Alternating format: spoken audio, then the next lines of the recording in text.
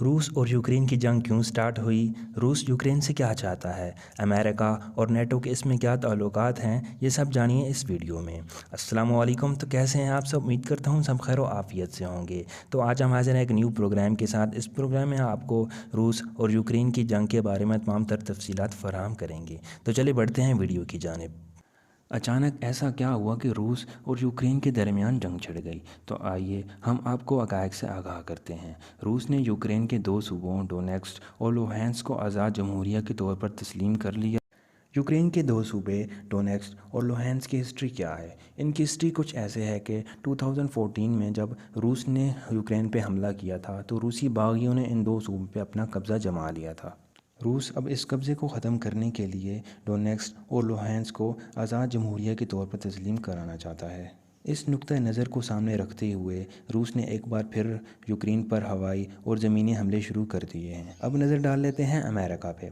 America के सदर ने अपनी स्पीच में रूस के सदर को मुखातिब करते हुए कहा है कि पुतिन ने हमला किया है, अब वो और इसके मुल्क इसके नताइज भुगतेंगे। चाइना ने भी इस मामले में अपना बयान सामने लाया है। चाइना ने कहा है कि जब अमेरिका ने 5 मरतबा नेटो को एक्सपेंड करके रूस के दरवाजे तक लगा दिया, तो क्या उसने इस वक्त एक बड़े मुल्क को दीवार के साथ लगाने के बारे में सोचा था? इधर जो एक नुक्ता सामने आता है वो ये है कि रूस को नेटो के एक्सपेंशन से क्या मसला है। तो चलें इस मामले पर डिस्कशन करते हैं। वैसे तो यूक्रेन ने 1991 में आज़ादी का ऐलान कर दिया था, लेकिन सन 2014 में रूस ने यूक्रेन पे हमला इसलिए किया था क्योंकि रूस नवाज सदर को अवामी तहरीक के तहत हटा दिया गया था।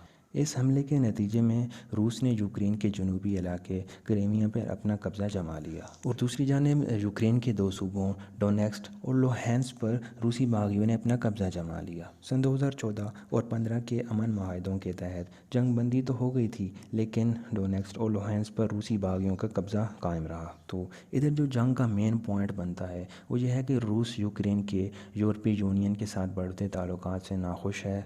यूक्रेन में इस वक्त हालात इतने बदतर हो चुके हैं कि आम शहरियों को हथियार रखने की इजाज़त दे दी गई है।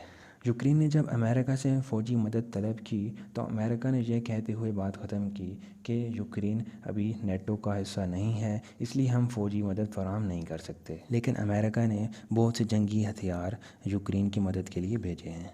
इसके अलावा अमेरिका ने रूस पे दबाव डालने के लिए उसकी काफ़ी सारे बैंकों के साथ राब्ते ख़त्म कर दिए हैं और उनके 3 बड़े बिलियनियर से भी कॉन्टैक्ट ख़त्म हो गया है।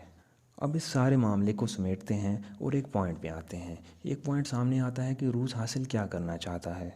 सबसे पहले नज़र डाल लेते हैं रूस, यूक्रेन और उनके हमसाया ममालिक के नक्शे पे। यूक्रेन की सरहद के साथ 5 ममालिक हैं: लाटविया, एस्टोनिया, लिथुआनिया, पोलैंड और रोमानिया। ये 5 ममालिक नेटो का हिस्सा हैं और इन 5 ममालिक में नेटो ने अपने मिलिट्री बेसिस कायम किए हुए हैं। रूस चाहता है कि नेटो अहद करे कि वो मज़ीद एक्सपेंशन नहीं करेगा और यूक्रेन कभी नेटो का मेंबर तस्लीम नहीं किया जाएगा।